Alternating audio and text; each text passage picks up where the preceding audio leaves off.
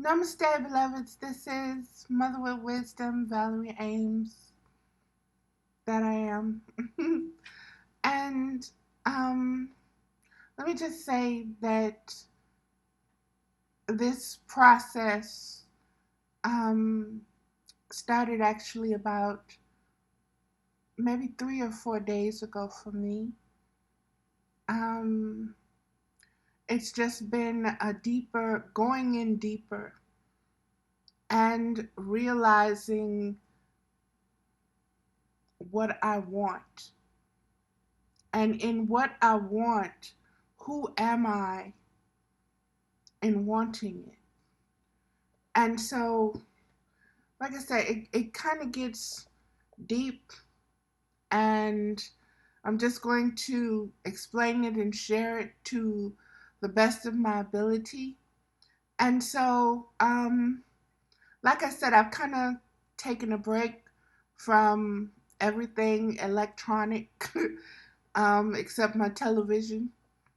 I've been off of Facebook for a couple of days, just maybe peeking in here or there, um, sharing some things with my daughter, looking at some pictures that she shared with me of the babies.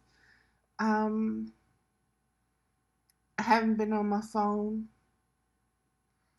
There's a game that I really like. It's a um, Texas Hold'em kind of game, and it was acting really funky the other night, and I just like, okay, whatever, and I just stopped, and I haven't been in that place for a couple of days, and so last night I um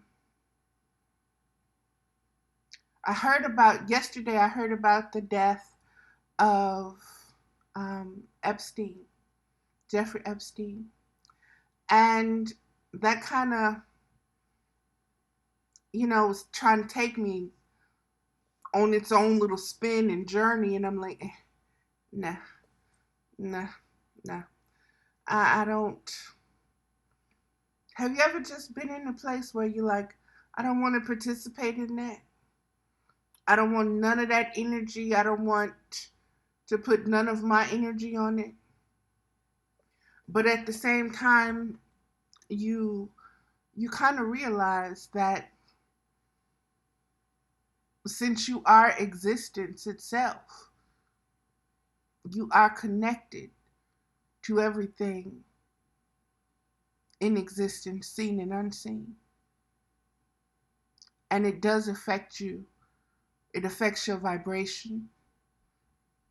It affects your frequency to interact with others, even when you are not consciously aware of what is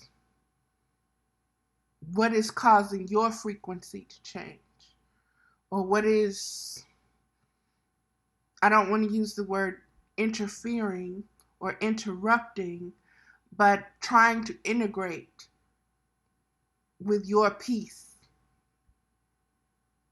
And so this is what I've been looking at.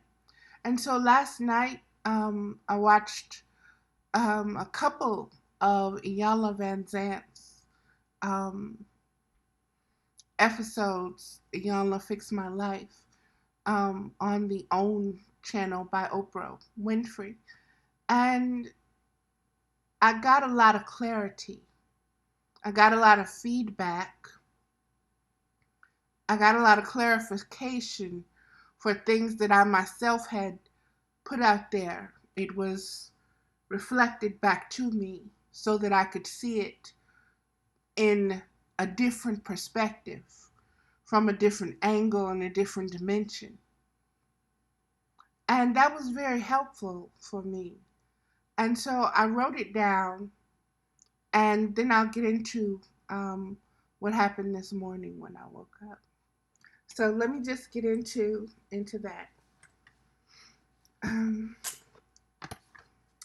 Watching Iyanla, and before the Pride and Prejudice um, episode, I watched the one before that with a young lady who mother was a crack addict who gave birth to her in prison. And her father took her. But from all this time, she has been having issues, and the family looked at it as her with the issues. And the family did not realize, no, it's not the child with issues. It's the village that raised the child. It's the womb in which that child was marinating in. And so, beloveds, I say that to say this. We really need to become aware of who we are and how we arrive at certain actions, reactions, what we're truly searching for in our relationships. And that can only be found, it can't be found in that other person. It can only be found in you. And one of the things that keeps coming up in my spirit is Etta James. After seeing that episode, Etta James was just like, whew, her energy and understanding, the pain and the things that she sang about. And a lot of people thought she was singing about her relationship with a man, but it was her relationship with her father.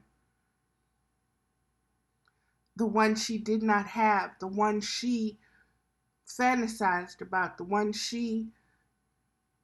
that existed inside of her. Let me keep going. Watching Iyanla, Pride and Prejudice. And Pride and Prejudice, this particular episode was about a white German man who had married a black woman. And the black woman, according to the German mothers' standards and perception, was beneath her son. And so there was so much drama and tension involved. Let me just read what I wrote. Watching Iyanla, Pride and Prejudice, I realized just how much of a I'm trying to slow my roll with cussing, so MF gangster ego is.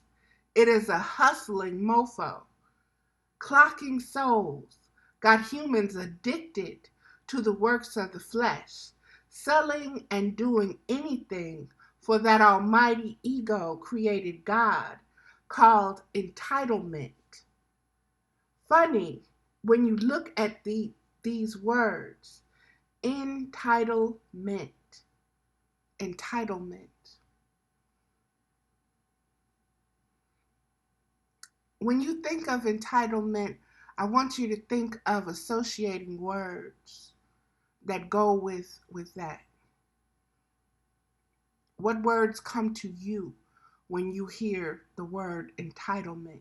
What images, what pictures, what sentences, what fashion, what comes into your realm of understanding of that word, entitlement?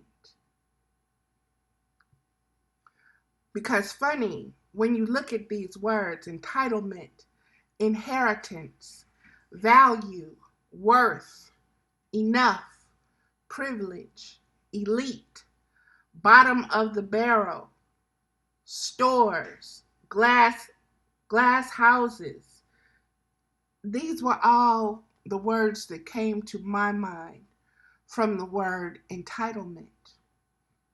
And when you look at the word title itself, and then you add entitlement, it just goes to show, it expands in a way that divides, because some are entitled and some are not. Meaning some can inherit because they are entitled to the inheritance, and others are not. Some are privileged, some are superior, some are elite, some are better than because of the entitlement. Whatever that entitlement is. And that entitlement can take many forms. Entitlement can be your race. Entitlement can be your gender. Oh, boys have it better than girls. Redheads have it better than blondes or brunettes. They're entitled to more privilege because they're better.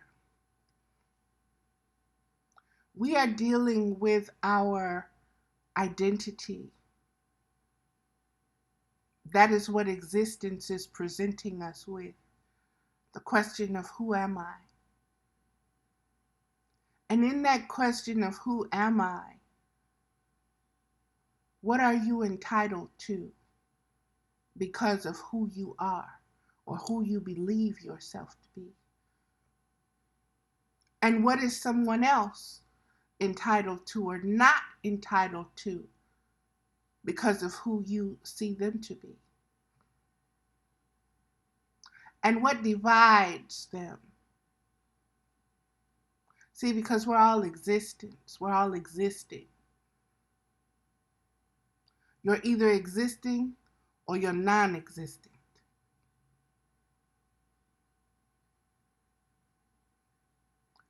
If something is non-existent, then it is not relevant.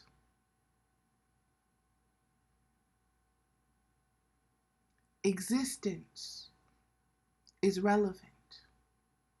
Existence is connected to everything that exists, seen and unseen. It is not separated by a color.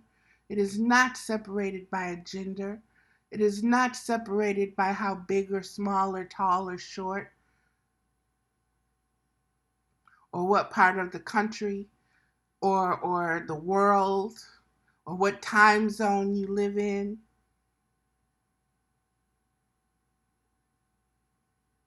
Or how many things you've acquired. None of that has anything to do with existence. Why? Because there are people existing without those things, without being consciously aware and focusing on those things. They still exist.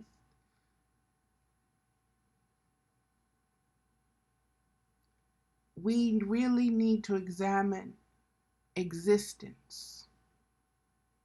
Some want to call existence God or source or great spirit or life or whatever you choose to call it. Existence is vast.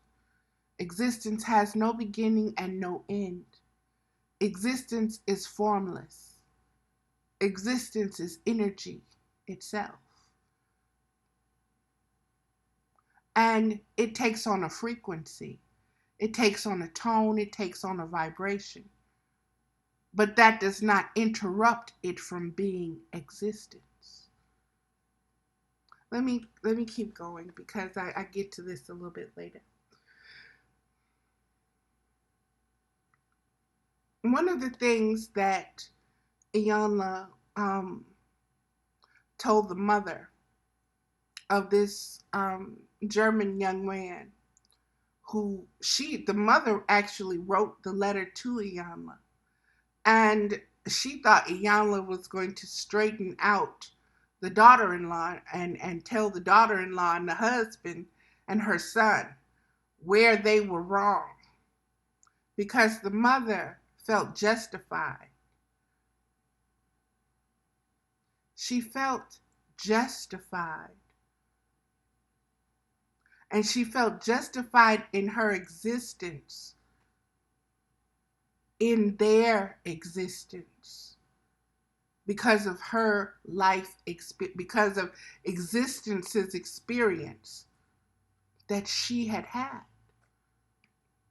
I identified so much with this German mother. My previous identification of myself was right there with her. I gave birth to you. Your existence is because of me. I have a right to say anything I want to you about your existence. Me speaking to my children.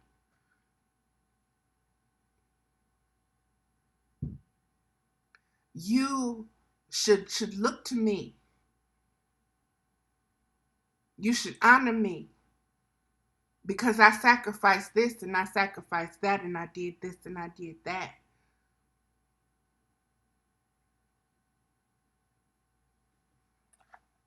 And what Iyanla said after she had conversed with this woman's son and his wife was that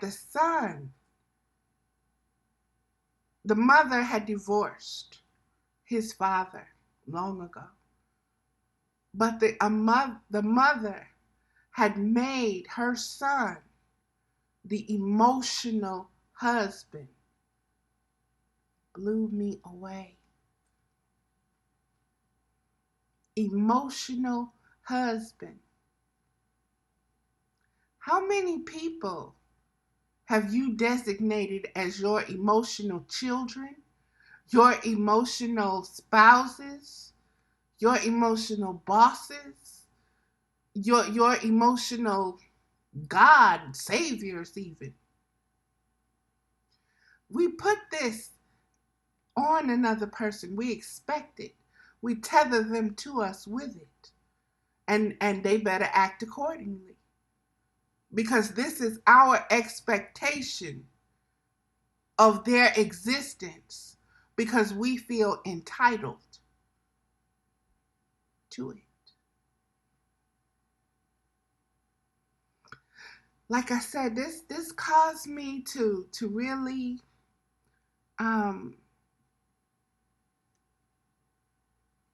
go deep. Let me just keep going.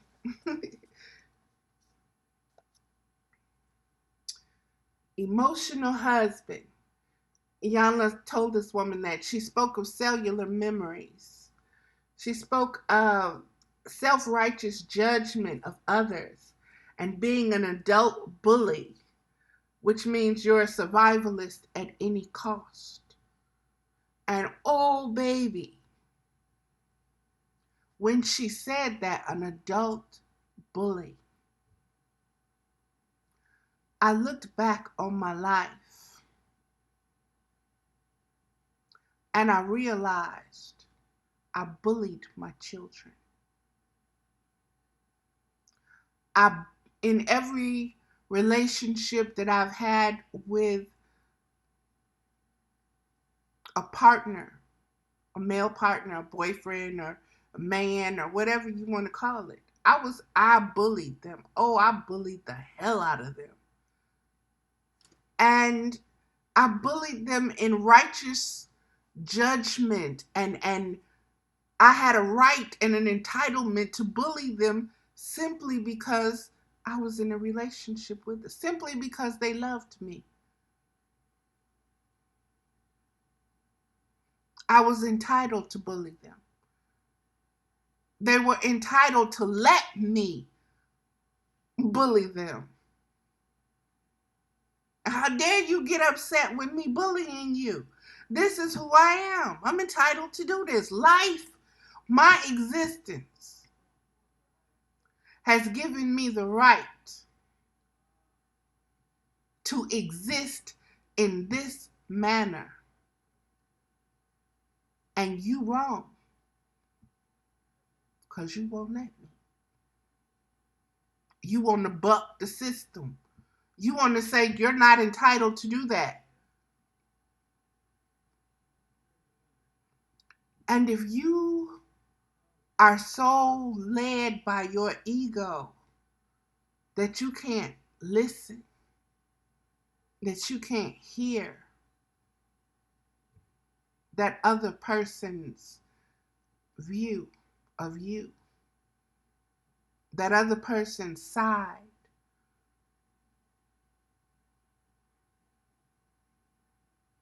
then you are closed. You are a closed door. You are constricted by your own sense of entitlement, which will never allow you to expand and grow. And your entitlement is your cage, it's your prison, it's your shackles. And you carry it wherever you go until you free yourself. And like I said, I'm applying this to me. As I watched everything unfold, it became so clear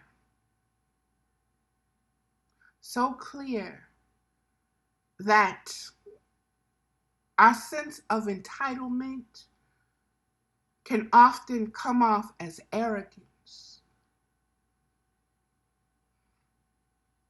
It can come off as superiority. I'm better than you. I know more than you.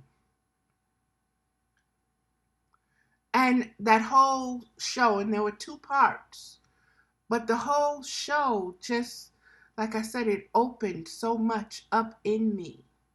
And the young wife had told her mother-in-law that her own mother had done drugs before. And so I'm going to call her, because she identified herself as Umi. The Umi, who was the white German, see, I hate defining people, labeling people like this, but in order to keep the story straight, I gotta go through this.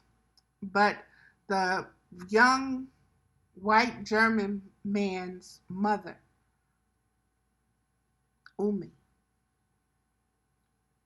his wife had told her that about her upbringing and her childhood. And the woman just took it from there. Took it in her mind that her mama was a drug addict, and because of this, and that, you keep your house filthy, you do this, and that, and la la la la la la. And so the mother and the son had gotten to the point where, we're not gonna let you see the grandchildren. And it got to the point, and it showed me how we will take a small fragment of truth and we will weave it into our own story righteously. She had it in her mind. The truth of the story was that the black girl's mother was on drugs for 3 months after one of her friends had been murdered. She was depressed. And the whole time she was living with her mother or her boyfriend or something like that. But anyway, the point is, the Umi had just taken the ball and ran with it and just invented her whole, in her mind, your mama ain't nothing but a drug addict. She been drug addict for years and years and years and this and this. And she never asked the young girl's mother what happened. She never asked the girl what happened. She just took that little piece of the story and wove her own framework for the picture. And it's what she wove and what she created entitled her to her opinion, entitled her to judge, entitled her to speak with no filters.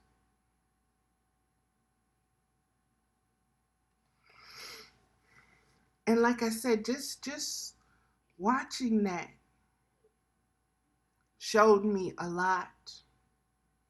And when I began this, I began by saying so many things are being shown to us. We're manifesting the things that we need to see. There is being open. The books are being open. It's not hidden anymore. Everything is naked. And in its nakedness is a rawness that to me is beautiful, because it's never been seen in this manner. And upon seeing it, you realize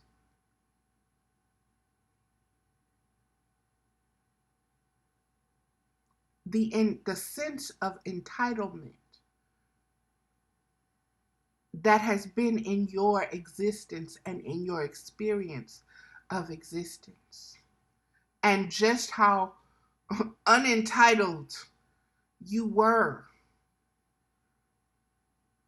to hold on to these things, to these ideas, to these egotistical summaries and summations and judgments of those that you love. I keep speaking of my children and the relationships I was in, and those that you don't even know. Let me keep going. And the adult bully part really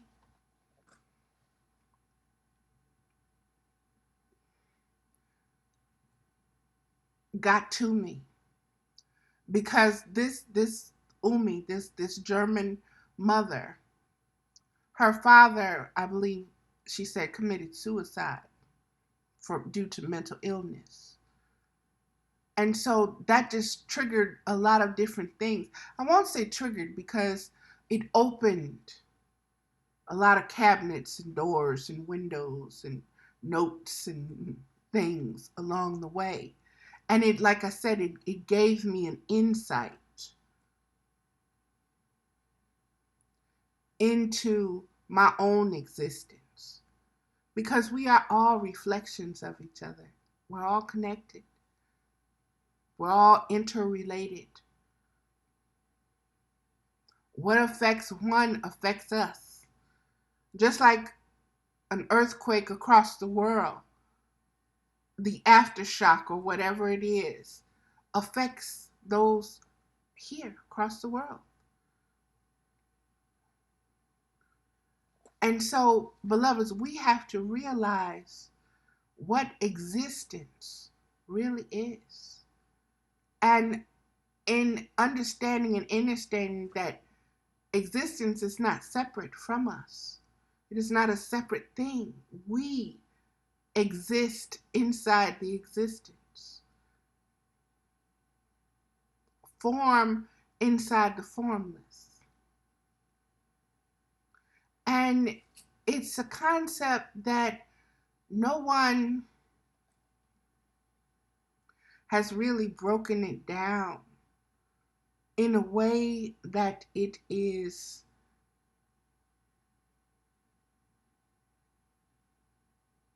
undeniable in its ability to reflect you. See, there are a lot of different conscious awareness words and ways and means that may reflect you. And you can say, I can identify with that. I can relate to that, or I can identify myself by that. But existence is saying you're all of it. That which you can relate to and that which you can't relate to. And that is what you need to see. That is the change that is needed to raise the frequency collectively, to bring about the things that we need to bring about. And what we want, beloveds, what we need is the existence of paradise. And so many of us prevent ourselves from that simply by the way we identify ourselves as beings and the way we interact with other beings, through a sense of entitlement, through a sense of judgment, through a sense of denial. Okay. And a lot of it comes from being hurt children. Hurt children hurt. They're still in pain. Psychologically, emotionally. Sometimes even those pains manifest themselves in physical ways as disease. And we pass that on generations and generations. And this is in itself is a way of bullying and surviving. Let me keep going because it gets a lot clearer. Okay. And Iyanla used a quote. If it's in the chair, it's in the room. Blew me away. If it's in the chair, it's in the room. So if there's a nick or a hidden piece of torn fabric or something that went into the construction of that chair that is unseen or unnoticeable by those that did not create the chair, it's still in the room.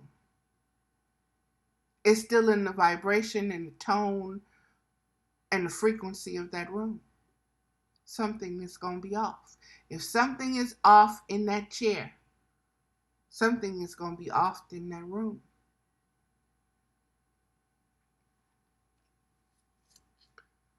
We fight to be right about everything.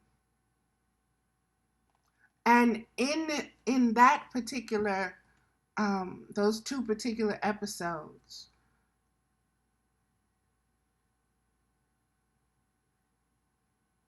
we feel that we're entitled to be right because that's the bully's point of view. That's the survivalist point of view. And if you are in this mode of existence, you fight for that existence. And you've been taught, or you've taught yourself, that you must fight to be right, to be heard, to be seen, to be valid, to be of value, to be entitled or deemed worthy.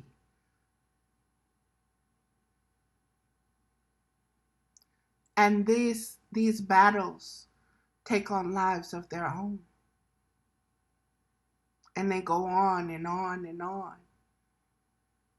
And that is why I say we are at a point in existence now where we need to see this, because we need to grow up. We need to grow up. We need to look and see the changes that need to be made. And the changes are not so much in others, the changes within ourselves. Because the more we're able to look within ourselves, the more we're able to accommodate or expand our judgment upon another, because we realize there's a lot that is unseen, that is deeper than what's presented to you. No matter how well it's narrated, no matter how well it's dressed up, no matter how well it's presented to you, there's a deeper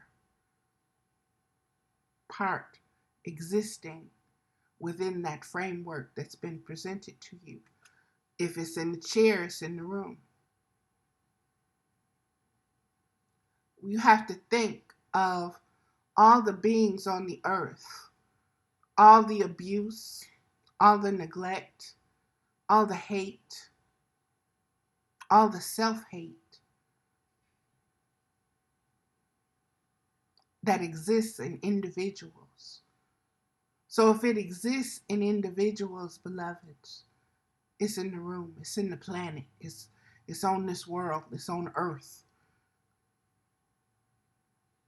And we can paint it and whitewash it and make it as pretty and clean and everything else as we want to. But there's a deeper connection, and there's a frequency, and that frequency is not going to lie. That's the one, if it's done in the dark, it's going to come to the light kind of perspective. Let me keep going.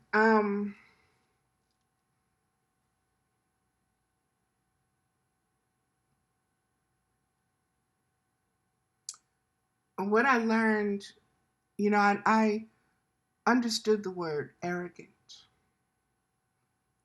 And I understood my view, how that word makes me feel when I judge someone as being arrogant, or when someone else judges me as being arrogant. And immediately the defensive pops up and overwhelms. And that is the fight to be right. And what I put is looking in the abyss. And that abyss is a hole in your heart that makes you combative, cold, and numb. And beloveds, I speak from that place. That was my place of choice. That's what my existence was, from the abyss. So every judgment came from that hole. Every choice that I made was based on the energy in that hole.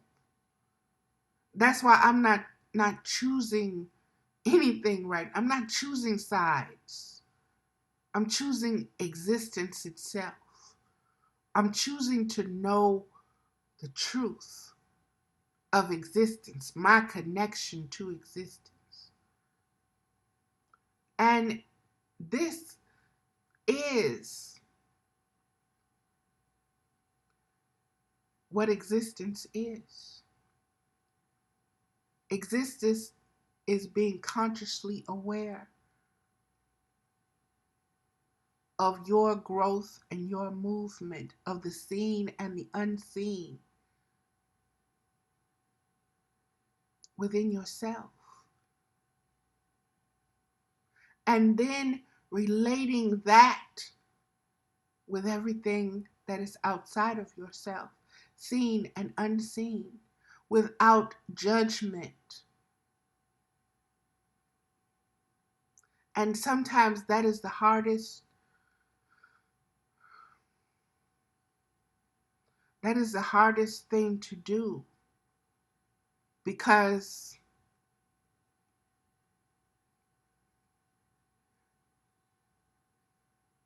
existence does not apologize. And that's what I'm entitling this video, and that's what I woke up with this morning. That's the revelation that I got from watching Iyanla.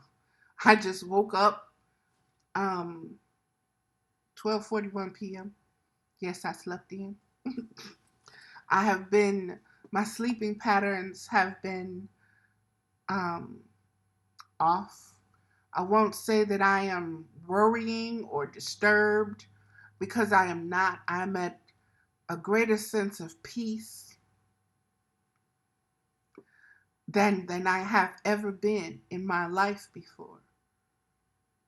But that doesn't negate the energies that are surging within me. It doesn't stop me from feeling the energies that are swirling outside of me. And so I understand that this is the season and cycle for my sleep to not be in its regular normal pattern. And I'm okay with that. I'm good with that. So if I'm sleeping until 12 o'clock, I'm grateful that I have the ability to be able to do that. I'm thankful for that. Let me keep going. Existing does not need an apology. And I'm going to come back to that. Existing as existence, as a new being, not before, with chosen purpose, chosen by the expression of existence that you are. Nothing is random in this realm, because your intent is pure, not corrupted by duality. See, once you have gotten to a certain understanding, and that understanding will fluctuate, but you have a baseline. Now, I am existence. That's your baseline. You know that you're not your ego. No matter how much your ego comes back at you, no matter how many situations you're put back in, no matter how many ways you're tested, no matter how many times you fall down and have to stand up, brush yourself off and say, look, I am not my ego, I'm existence itself. That is your baseline. That is your foundation now. And that is chosen. That is chosen, your chosen identification, your chosen relevance to existence itself, your chosen connection. You're choosing to integrate with existence itself, not with an conditioned, genetic, engineered identity. You're not a number. You're not a social security number. You're not where you were born in. You're not a race. You're not a gender. Not those things are out. They don't convey the truth of who you are. If you just had to choose one word, someone said, "Who are you?" I am existence. I am existence, existing.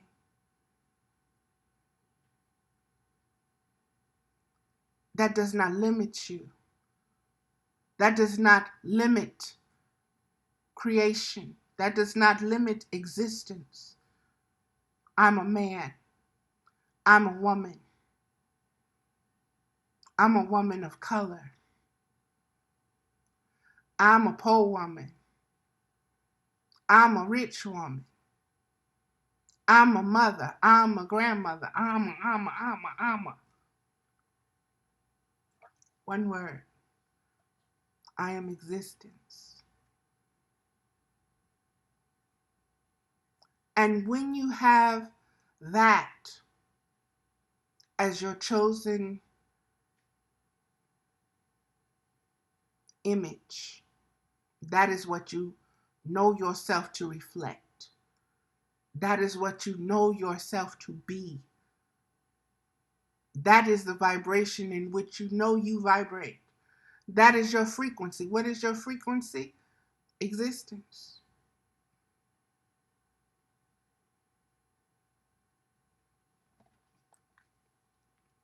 And this is what you chose. This was not chosen for you like everything else has been. Let me keep going because it gets deeper. You choose. You choose. You choose you as existence itself, with a vastness, with no limitation, with no beginning nor an ending. You now design you. You now design you. I am existence. And from there, you design what your existence is going to express, how it's going to relate, how it's going to expand, how it's going to evolve, what it's going to reflect. If existence is unlimited in its potential and its expansion, it has no beginning, it has no ending, then you now know yourself to be entitled to exist in that manner.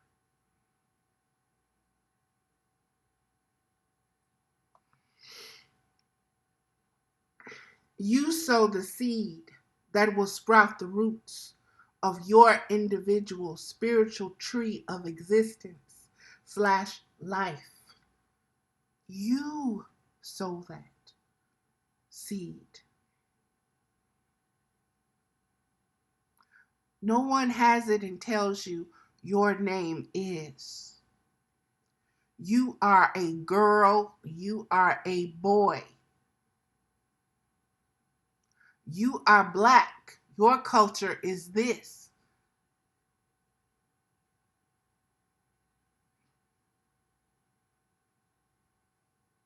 You exist.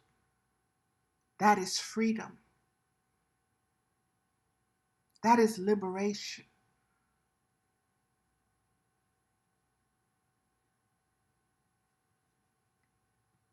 That is not egoic.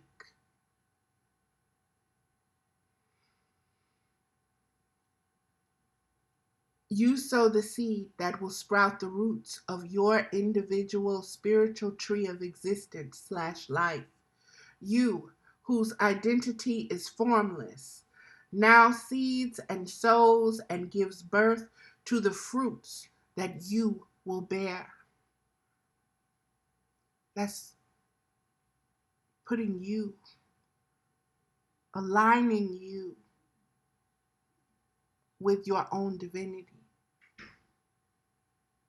That's aligning you with everything that's in existence. That's integrating this knowledge. That's accepting. And existence isn't one exists superior over another. Existence is existence. Like I said, there's the vastness you cannot measure. You cannot count. You cannot organize. You cannot say what is possible and what is not possible because you are existence itself and you are choosing your design.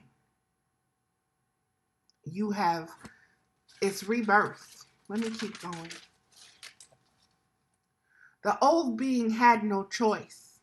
Everything was encoded as conditioning from genetics forward. Everything was limited, and every conditioning was designed to keep you separate from knowing yourself as existence itself. Thus, you only knew yourself as death. Blew me away, beloveds. I want you to think about that. To only know yourself and relate to yourself as something that is dead and dying.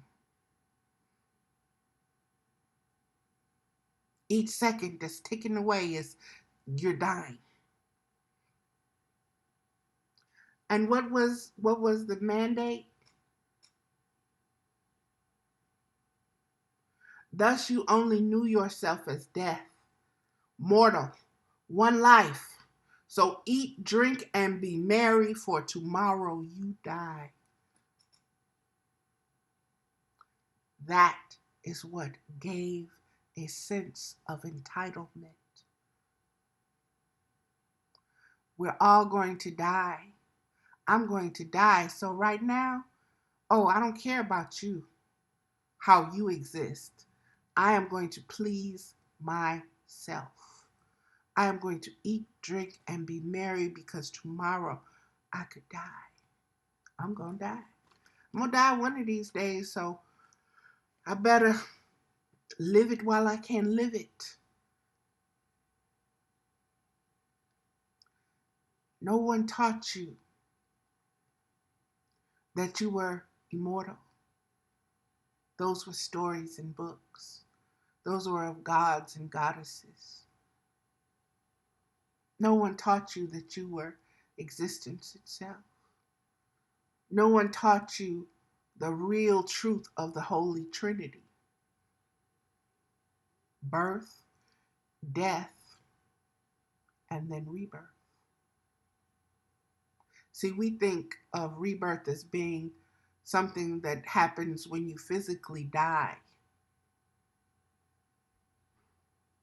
And your afterlife only happens when your body physically dies. Nobody said anything about the egoic death, this being an egoic death, the death of how you relate to yourself, the death of the identity that has been conditioned and that has been given to you of what a human being is. A human being is born and a human being dies.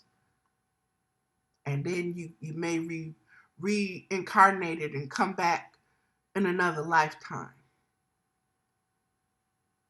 But no one has taught you that you can be born and that which is born can die by your choice. And that you are reborn as existence itself with this whole new identity, whole new way of being, whole new way of expressing yourself. And that the more you learn to express yourself in this manner, the longer your life, your existence will be. Before you get into that birth, death, and rebirth all over again. And beloveds, if we are able to get into states where we are able to live for thousands of years as existence itself, do you know what we can accomplish? Do you know the type of paradise this earth will be? Because everyone exists. All are entitled to the inheritance of existence. None are better than the others. None need to suffer so that a few can, what is it?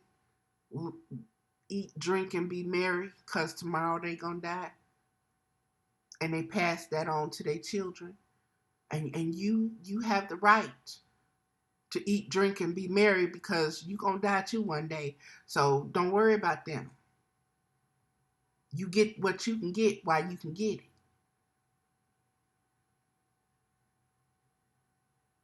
Dog eat dog. Sharks in the shark tank.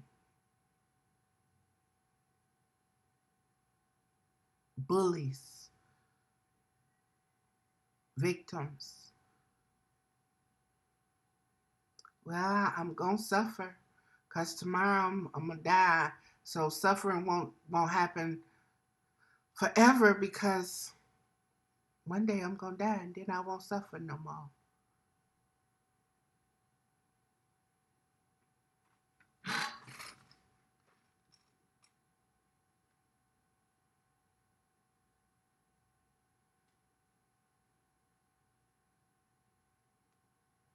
I'm gonna repeat this. When you are reborn, you choose to redesign your existence from knowing yourself as existence itself. Thus, you know that you are not death. Death is an ending. You have no end. Existence has no ending.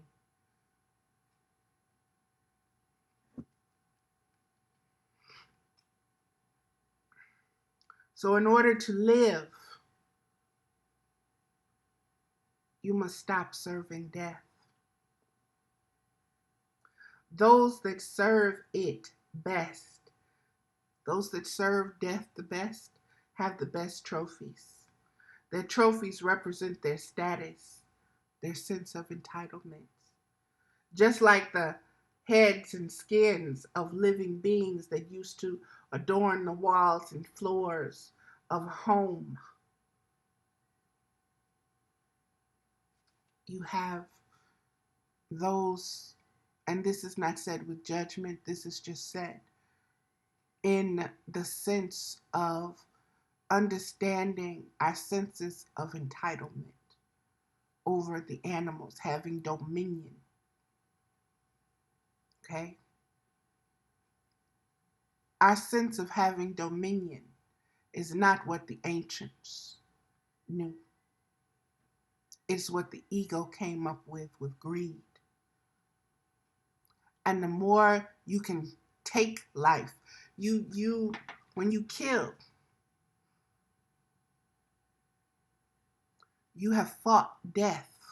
You equate yourself with death because you have taken life. You have taken what exists out of existence in your mind, in your limited understanding and understanding. And so now you have this, this beast's head or its skin, and you use it not to keep you warm, not to make shelter, but as a trophy. Your intent is to say, look what I did to existence. I killed it. I brought about death. So who are you serving? You're serving death. Death is your master, and you helping death and flaunting it. And that's not a judgment, beloved. I want you to look at the conditioning. I'm not judging. I want you to understand the conditioning that the ego identification has given us and where we get the arrogance from, and where we get the sense of entitlement from, and what can cause us to do the most horrific things to those that we love or to strangers themselves. The sense of entitlement, because you're going to die.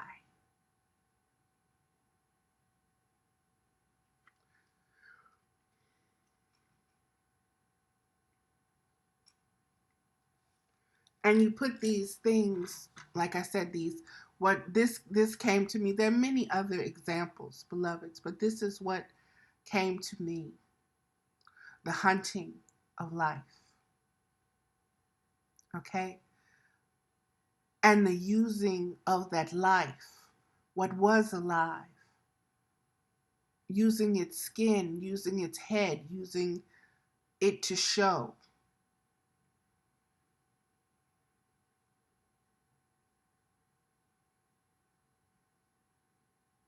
that you are on equal footing with death. See, it's not the indigenous prayed to the animals. They understood that that animal was one with them in existence, and that that animal, that plant, that stone, whatever it was that they were going to use, was a tool to further their own existence, and they were one with it. And that when they died, they would return to the earth and be used in the same manner. There was a rhythm to existence. There was a respect.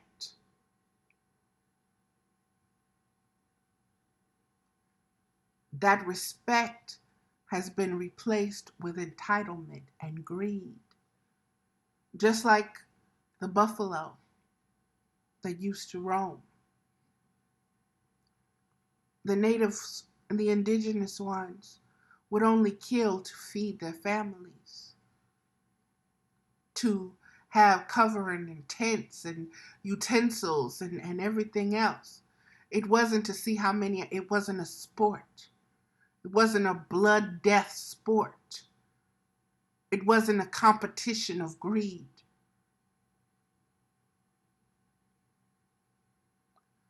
Do you know how many, once those who came who were not one with existence, how, because of greed, they killed those buffaloes, skinned them, took their horns, their hooves, their whatever else they needed, and left those rotting corpses, the flesh, the spirit, because they didn't identify with them as existence. They came from a spirit of entitlement. I am entitled to take your life and do with your flesh whatever I want to.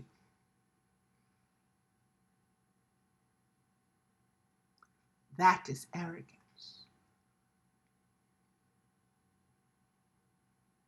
Arrogance not against individuals, but against existence itself. Let me keep going.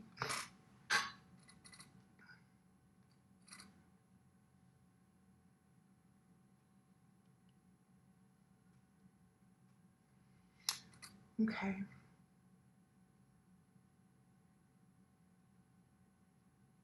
So in order to live, you must serve death. Those that serve it best have the best trophies. Their trophies represent their status, just like the heads and skins of living beings used to adorn the floors, walls of a home. Thus you have reminders of your conquest and your combat.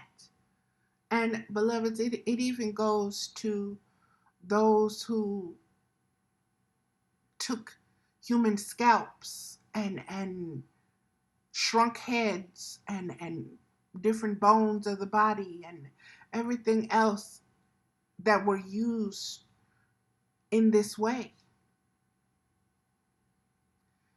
Let me keep going. Over life with the powers of death, which is to break life, to take life, that which you had part in creating.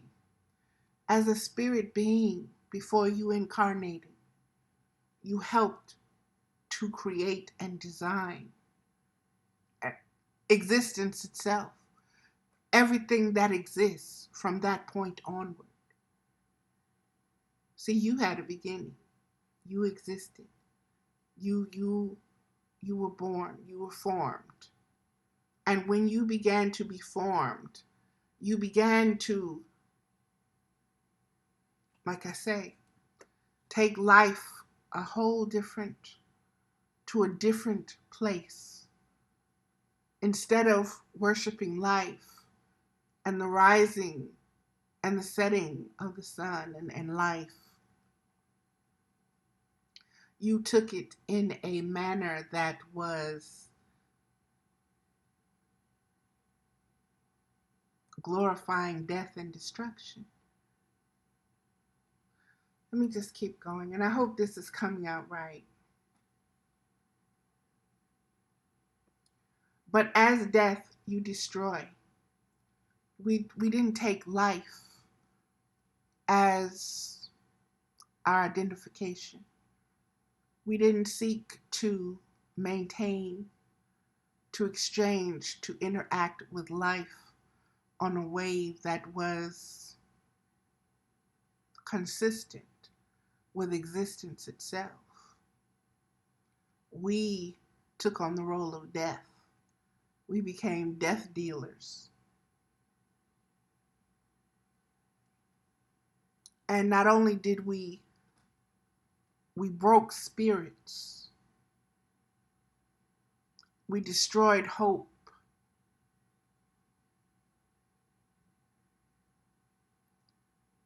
We raped, we plundered, we murdered, we worshiped death.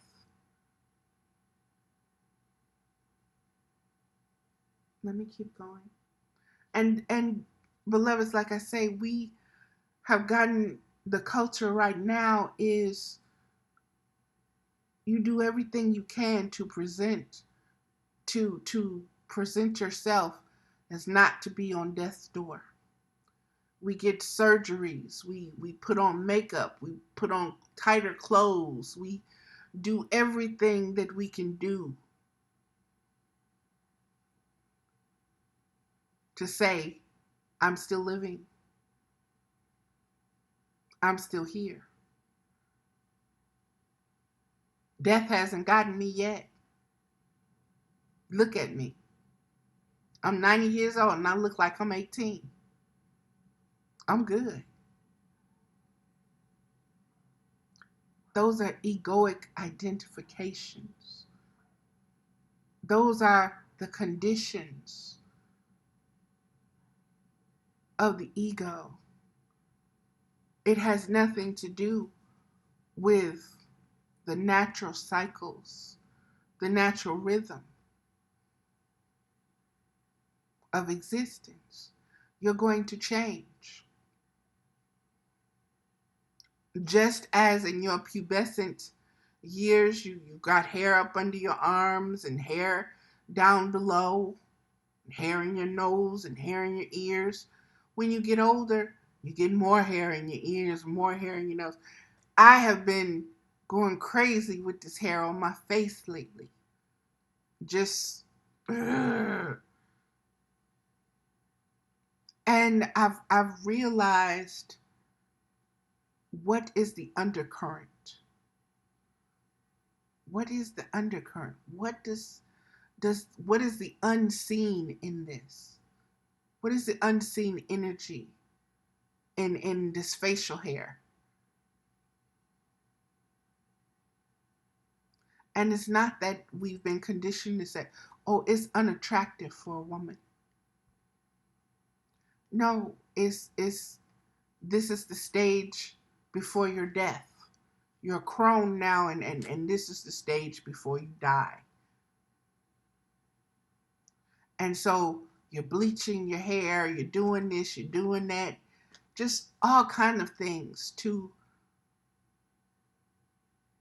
not exist as death. But yet the very air we're breathing is killing us.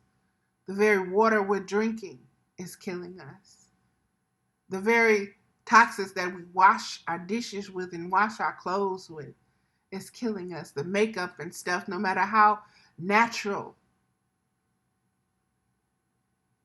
We're putting people in offices that are not leading us for the sake of existence, but for the sake of death and who can have the most trophies and who is entitled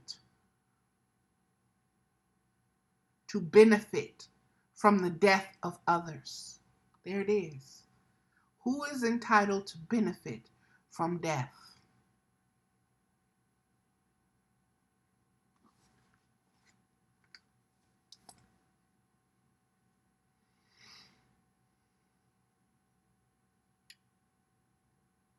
Wow. Okay. Which is to break life, to take life, that which you had a part in creating. But as death, you destroy. You seek to stop its existence. You seek to stop life's existence, meaning you will truly now be like God.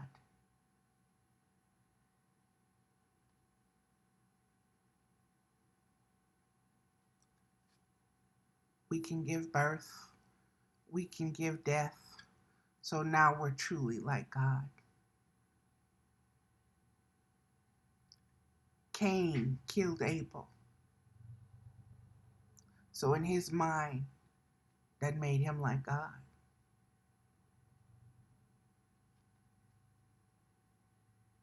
Power over existence itself. Entitlement, the right to allow you to exist or the right to extinguish your existence.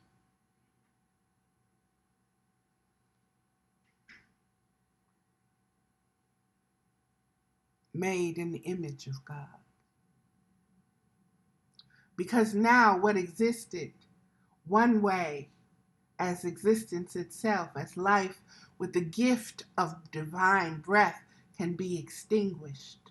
The gift can be corrupted by the tension, the constriction of duality. That which became a living soul is witnessed to die, to leave this existence that is known, and to exist in an afterlife, or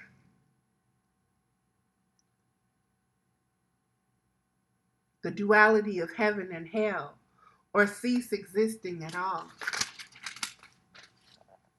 But because of grace, we have ascended past the death of duality into the Holy Trinity, rebirth. And beloveds, that means that this is what the age of Aquarius is bringing us. This is the water bearer. This is the refilling of the spirit, of the renewing, of the regeneration, of existence within itself. Within us, our understanding of existence is being re-energized. It's being rewritten, rebirthed. And we get to choose what that existence looks like.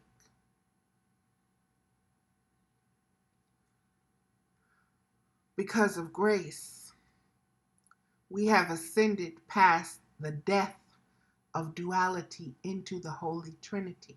So what began singly and then what multiplied itself into a dualistic state is now being corrected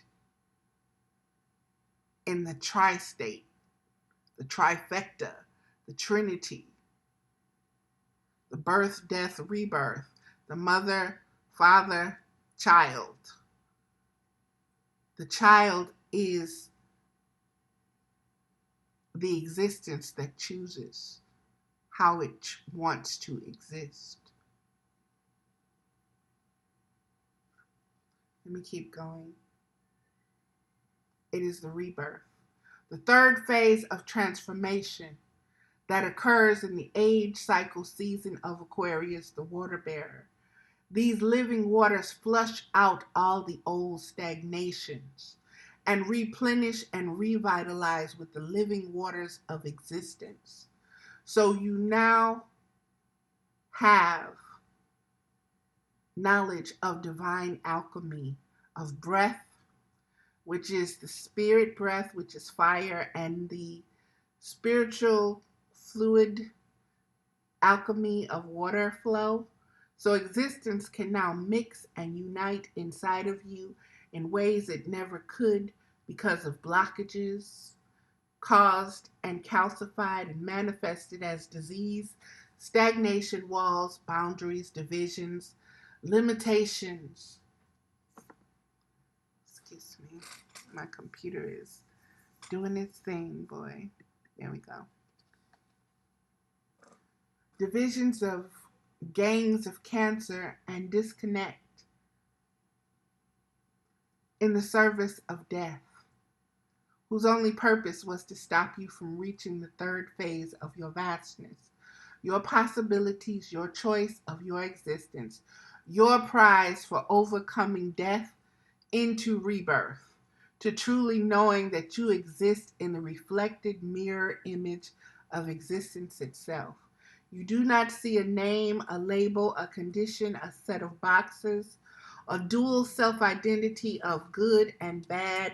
You only see existence as existence in an unlimited, possible, perfect way.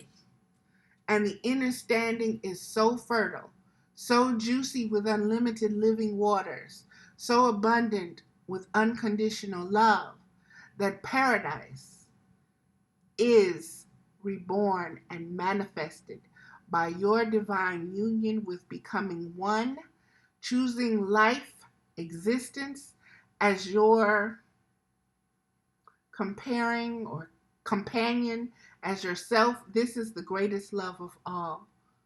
Look deeply at it. See the unseen possibilities, seeds, eggs, children of being, and knowing this loyal love.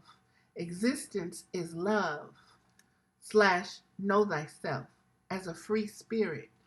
So again, beloveds, this is just what has been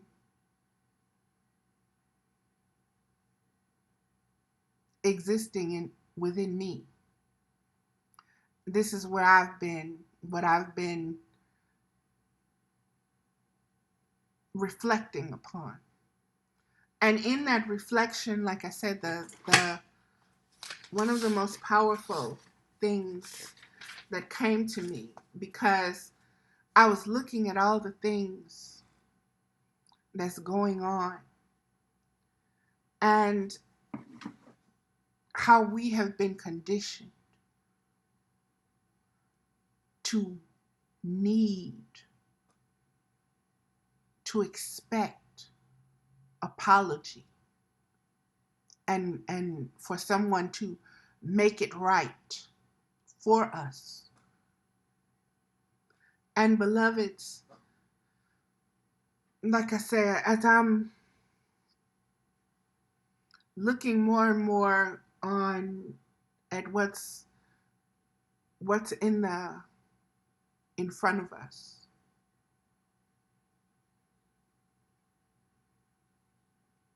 humanity right now wants an apology. We have put judgment upon the situation, and we have said this is all wrong. And and we want you to make it right and apologize right now, because this is how we have been conditioned to believe the progression of things, of life, of existence needs to be. When a storm happens, that storm doesn't apologize for the lives it took, for the wreckage that it caused. But things still exist in that space, and things will continue to exist. So many people, including my own children, have lost faith in what we call God because they don't see an apology. How can there be a God with this and this and this happening? Where's the apology for this? And like I said, existence does not apologize for existing. We have been existing in duality,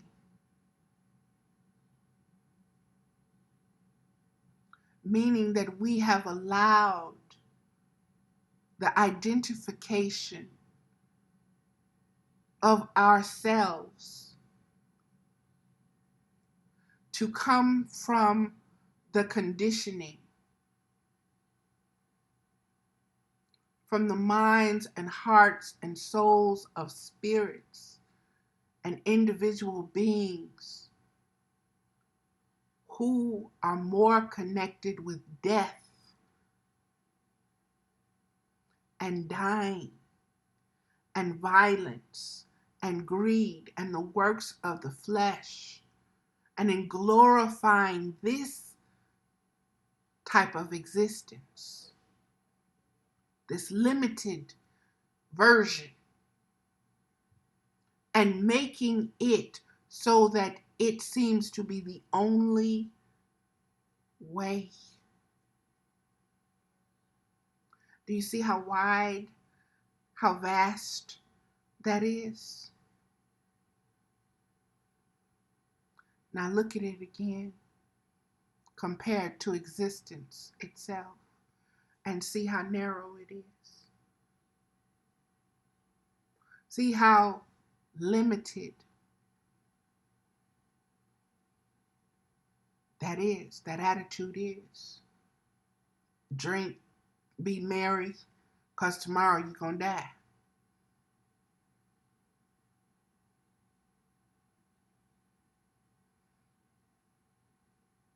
Unapologetically.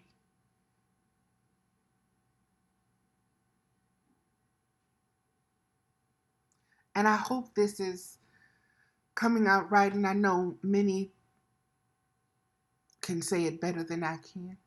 And for that, I'm truly happy. And that's why I'm sharing it the way I'm sharing it. And like I said, beloveds, we need to get to the place where we understand that in order for existence to be blissful, to be peaceful, death has no part in it.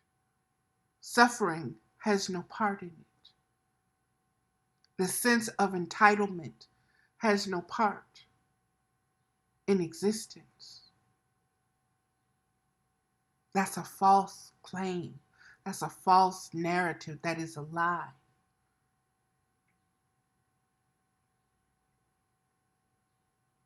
That is what has been given to us by a marginal group that we call the elite, who has had dominion over our understanding of what existence is.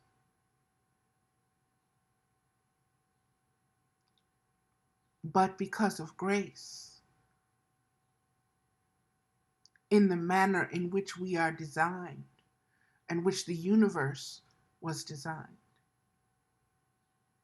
we are now able to connect with existence itself, the frequency, the vibration. And that frequency and those vibrations are liberating us from our egos, because we're starting to ask, who am I? There has to be more to life than suffering. There has to be more to life than dying, being born and dying. There is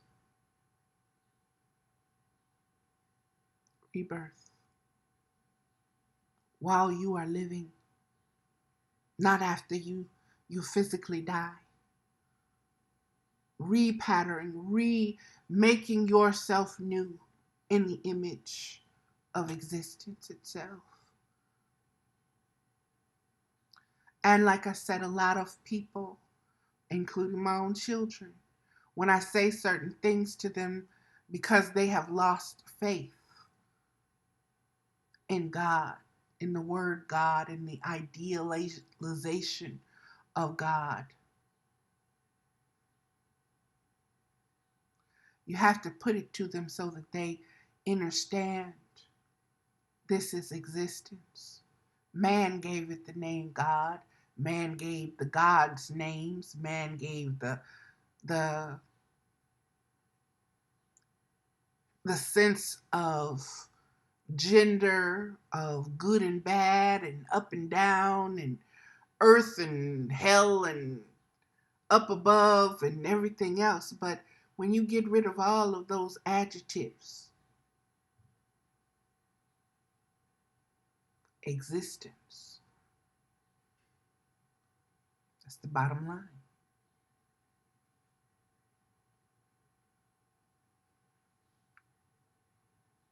There is a seen and an unseen in existence. That does not stop it. If it exists, it exists. If it does not exist, it does not exist. But for something to not exist in the vastness of existence itself means that we just haven't given birth to that yet. We haven't connected with it yet. We haven't manifested that just yet. We haven't learned how to mix the alchemy within ourselves in order to give birth to that just yet. But nothing is impossible. So everything is possible.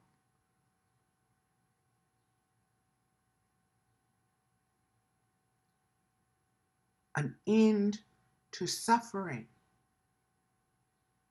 is possible with existence. Unconditional love is possible with existence. Children with the ability to remain innocent is possible when you identify with existence.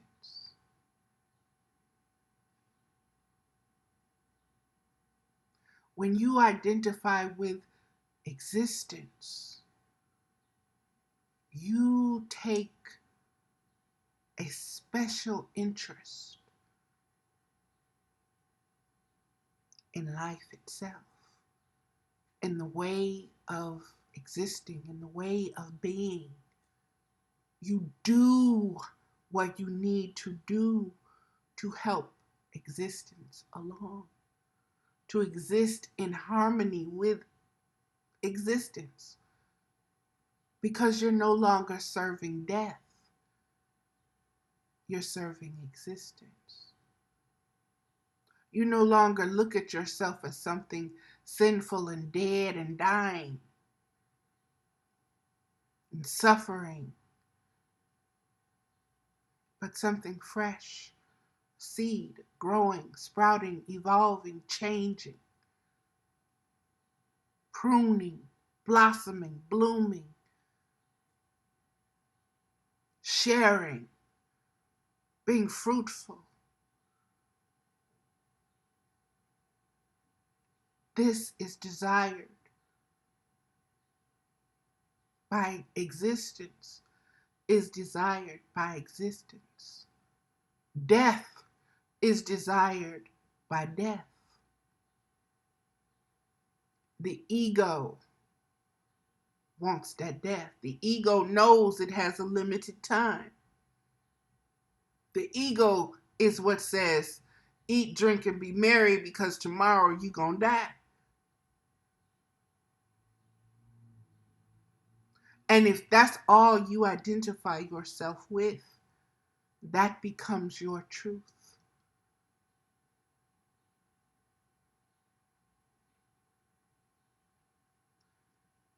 Like I said, we are at a shift, a paradigm, an age, a realization where everything that was at the beginning of existence has come to this point, is meeting up again. And you have access to that now. And you need to identify with this existence that is unlimited, that does not seek for itself, is not narcissistic, is not self-serving. Existence is not self-serving to the point where it's egoic. Existence knows that it has no ending. So why does it need to do this, this, and that?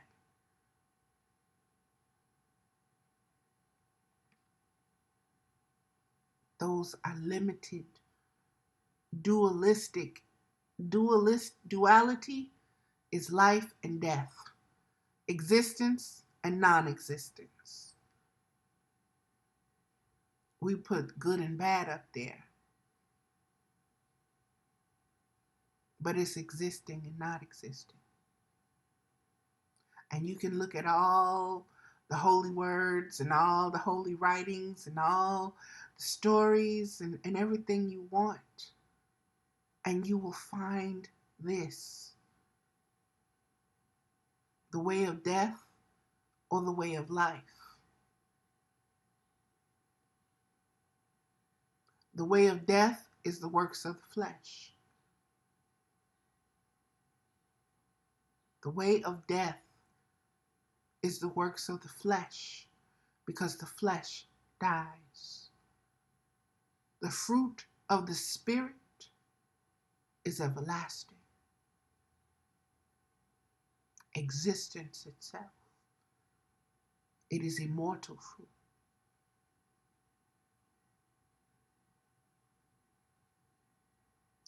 And you have to choose in which image you identify yourself with, your spirit with. Do you identify your spirit with more with the works of the flesh, or with the work, or with the tree, or with the fruit of the Spirit? And know that what you reap, you're going to sow. What you sow, you're going to reap. What you do in a fleshly manner is what's going to come back to you. what you do in a spiritual manner is going to come back to you. Trust and believe. Just as the sun sets and it rises. That is existence. And there's no apology.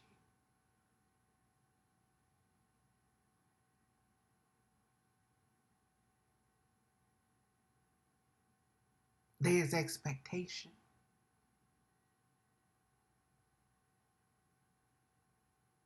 The sun didn't shine, or it didn't rain, or this, and this happened, and that, and that. The sun still came up, regardless of what happened in the existence, in the surroundings. Beloveds, we have to get to a place where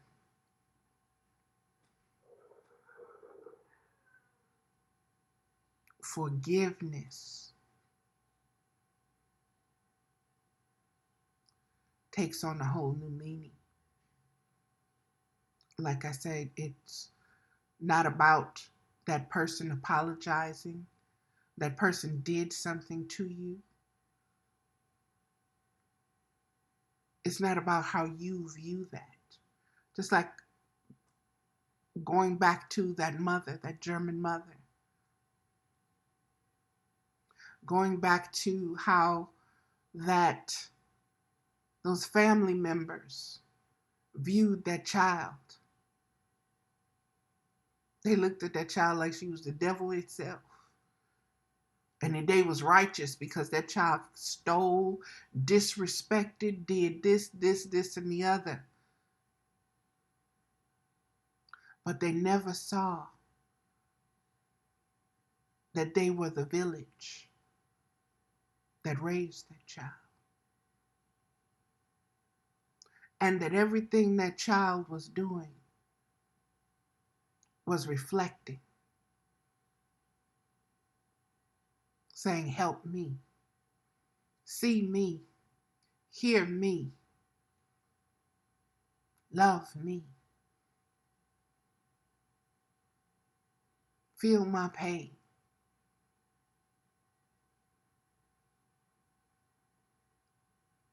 None of that was seen.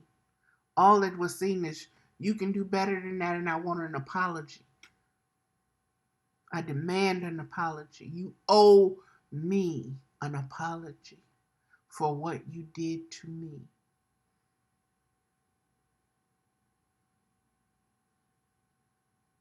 In other words, life, existence, you owe me an apology because I've been suffering.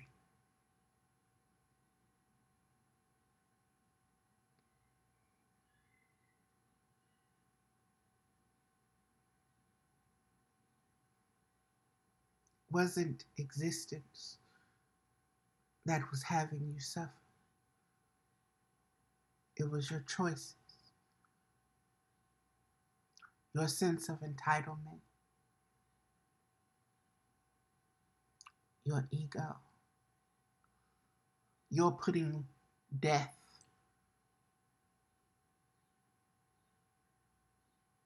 in a chair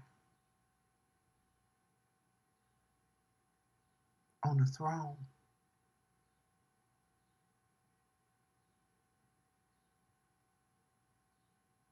And glorifying.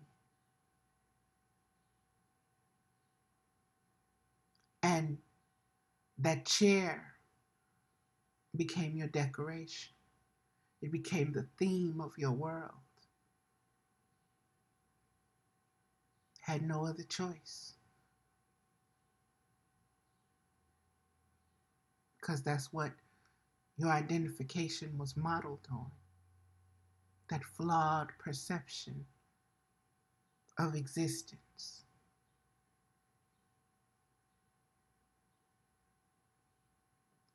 So what I'm saying, beloveds, and it's causing me like I said, to really look at some things and understand the alchemy of things and why certain souls, certain spirits come together and what it meant by iron strengthens iron. And everything that we, in our righteous indignation, think that we need an apology for. Sometimes the forgiveness of ourselves is the apology that's needed. It's not about the other person. It's not about the situation. It's about understanding existence and your entitlement, your sense of entitlement. And I mentioned that hole in your heart and how many different things and ways we try to fill that, or we try to love from that hole, or we try to invite people to know us, and all they're going to see is what's in this hole and what you done filled it up with.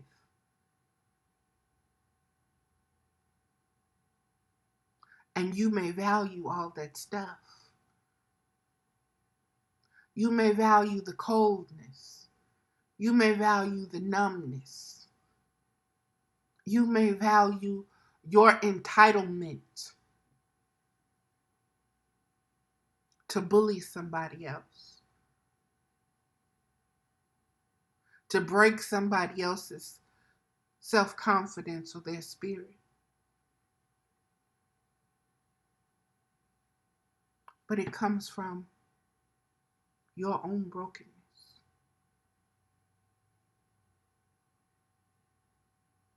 Like I said, those shows, this energy of the Lion's Gate, what is going on in the world globally, not just in America with Jeffrey Epstein, 45, and stepping back and observing it from the place and the stance of existence, looking at itself and seeing where in all of this you stand and what is it trying to show you. And why do you want an apology? And who's going to apologize to you? God? Or what you consider God? Oh, I'm so sorry, Valerie, that you had to suffer. That you were raped, that you were molested, that you grew up poor, that you're fat, that this and that none of your relationships worked out, that your children don't believe in God. I'm so sorry. Does that make it better now?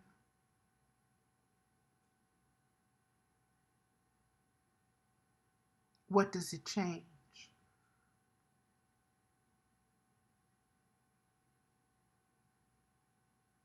What makes you so different from others?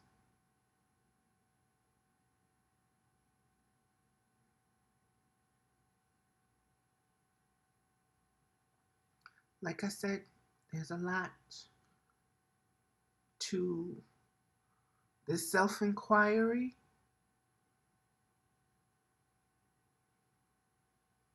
It begins with baby steps. And then as you begin toddling, you begin seeing more steps that need to be taken. You get to learn that, oh, now you can run and you can jig and you can dance and you can do this and you can do that. And your balance is good. Because you're no longer worried about falling, death. You're existing now. You're floating on air. You know that when you make that step, it's going to connect. Each step is going to connect. Not, whoa. And you trust in yourself to solidly make that step. And the next step.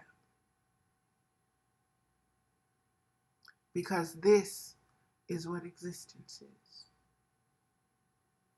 It's evolving from crawling to toddling to walking. And that is going to do it. I pulled some cards before I did that. So let me just get into the three of them and then I'm going to end this video. They're not in any specific order. As I was shuffling, blowing, and cleaning the deck, these three flew out. And I said, in the energy before, I would do these three. And after the energy of this show, I'm going to pull one more from the same deck. And this is the Abraham Hicks Out of the Vortex deck. So let's begin. This is 42. Should I leave or should I stay? Should I leave or should I stay?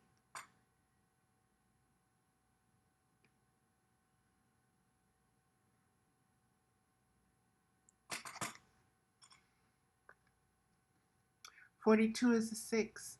It is very empowering to discover that your patterns of thought do not have to follow your current situation, and therefore your current situation on all subjects can change.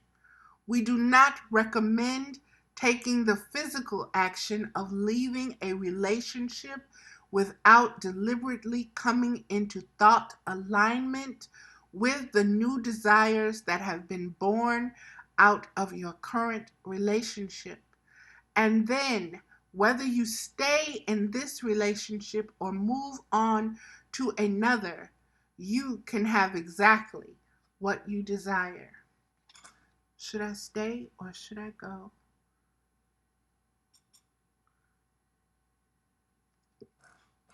Okay. The next card is number 40. I intend to co-create from my place of positive attraction.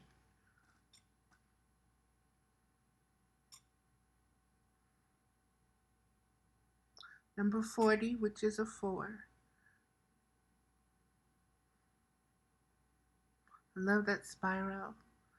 I love that she's just allowing and the vortex is just there and she's connected to it with this hand. There's a lot there. The individual creators who are coming together must be in a place of positive attraction before they come together, or nothing positive can come out of the co-creation. If you are negatively focused and not feeling good, you can only attract others who are in the same state of negative attraction. That is why looking for a mate from a place of insecurity or lack of anything can never bring you the mate you really want, but instead brings one who amplifies your current lack. Wow. That is the law of attraction. That is the law of what? Magnetism. So that is very deep. That's a very deep card.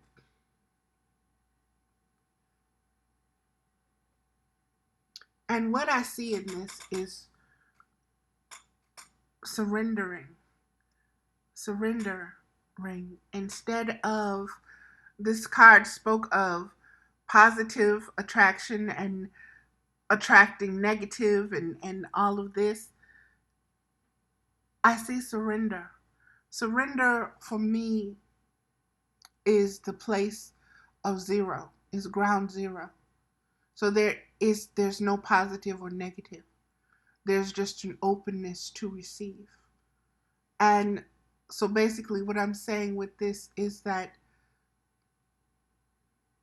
the individual that you're trying to partner with or unite with should also be at ground zero.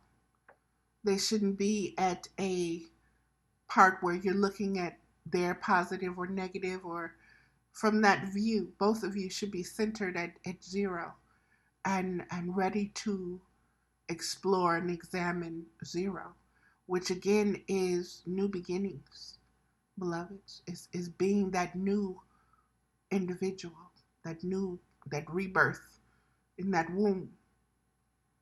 And in from that place, you build an existence outward. Okay. And the last card, wow. 46, I can look for things I appreciate in relationships.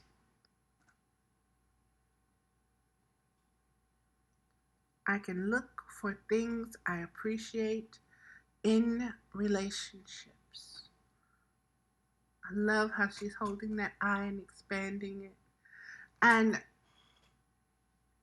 then there's this other being there. And so it's really saying expand the way you look, the way you want to connect, and the way you allow. And let me read the card. You cannot get the relationship of your dreams when your chronic thoughts about relationships feel lonely or angry or worried or disappointed.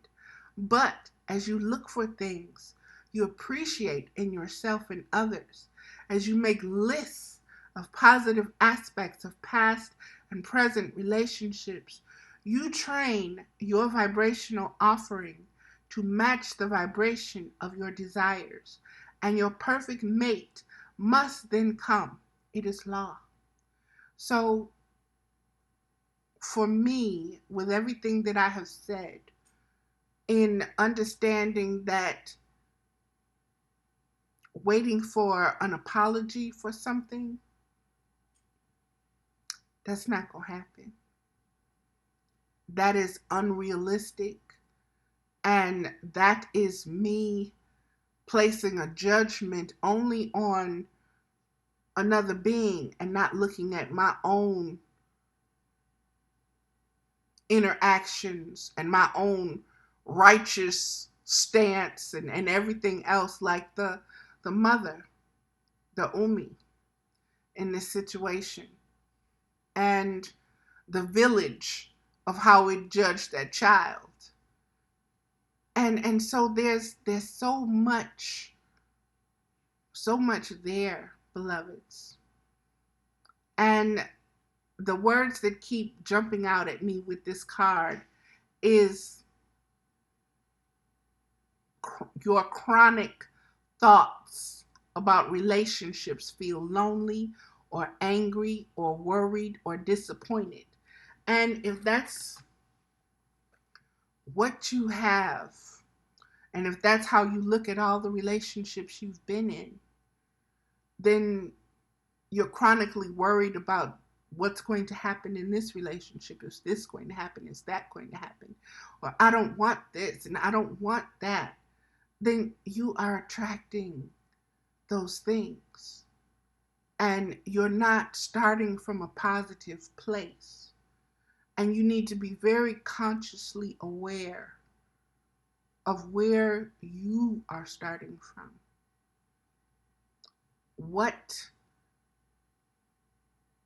Who are you in this relationship? And is your relationship to further existence itself, your existence? You want someone who's going to help expand your existence in a positive way because they understand their own existence in a positive way. And so that will bring you the balance and the harmony that you need. But first, you've got to get rid of that chronic thinking. And beloveds, believe me, that's not easy.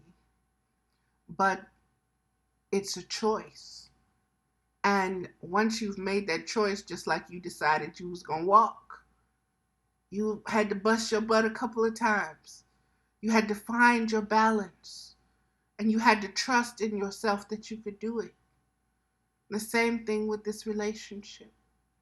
You didn't judge, oh, I keep falling down, forget it, I ain't gonna never walk. You kept doing it.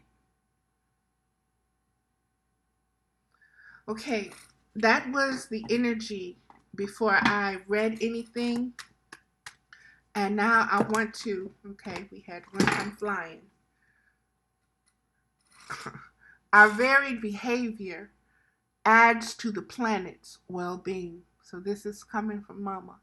And this is card number 30, which is a 3. Let me show it to you.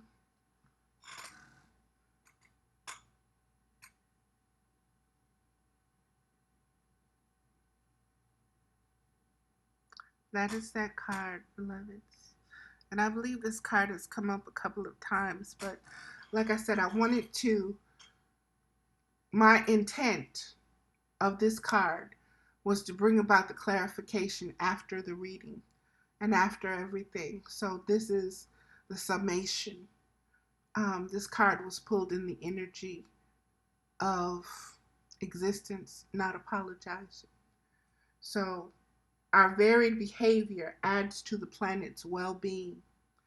When you remember that nothing can come into your experience without your vibrational invitation of it, and when you remember that the varied behavior of others adds to the balance and well-being of your planet, even if they offer behavior that you do not approve of, and that you do not have to participate in the unwanted behavior and will not unless you give your attention to it.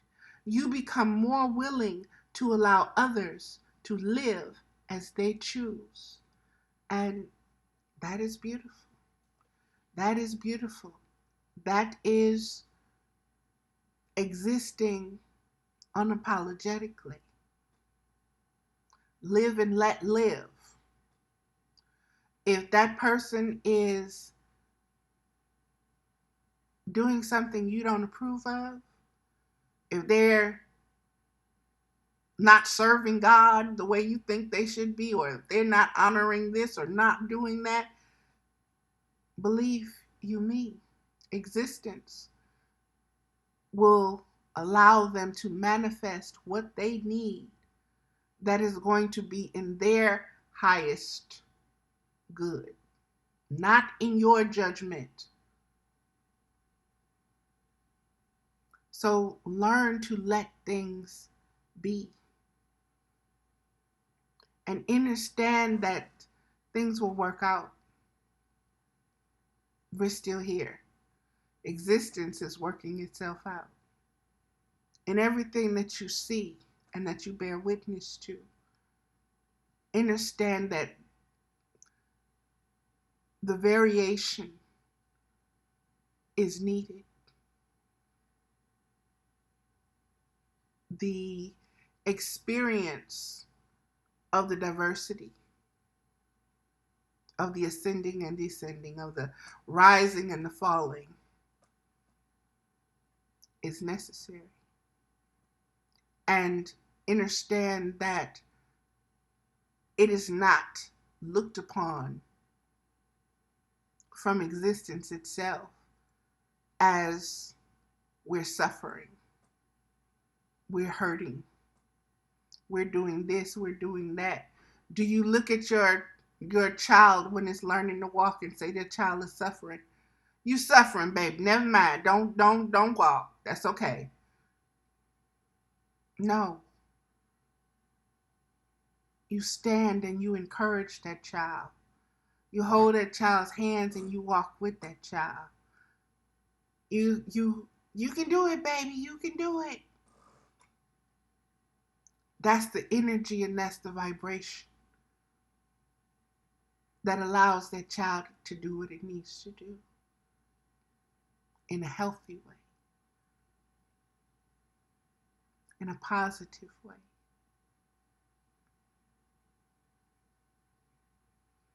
And I can say that because one of my aunts, and I think I've said this before, my grandmother was young when she had my mother and her, my aunts, and she could not take care of them or she was going away to work. And she left them with relatives. And my aunt, my eldest aunt, was left with relatives that allowed her to fall in an ant bed, red ants in Georgia. And they wouldn't go pick her up because they felt that she was old enough to be walking and that that would get her up and walking. And those were the old ways, and they wouldn't apologize for that. And like I said, all of this, so many things are coming up to be purged, to be let go of,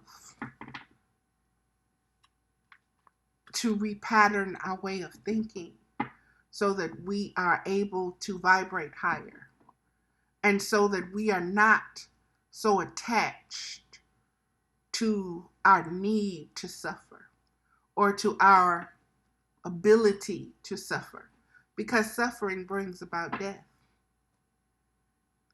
It just does. Okay, beloveds, that is going to do it, and I hope this wasn't a depressing video. I hope that it was uplifting for you. And like I said, I shared it simply because it's where I have been lately on my own journey, and in understanding so much, there's always, like I said, there's always expansion. There, you're never done. So don't look at it as, okay, I got this, so I'm done now. No, you're just ready for the next level now. And that's what it is. So, beloveds, namaste. I love us all. And blessings, blessings, blessings, blessings of abundance in your understanding and your connection with existence itself and that identification process. Thank you.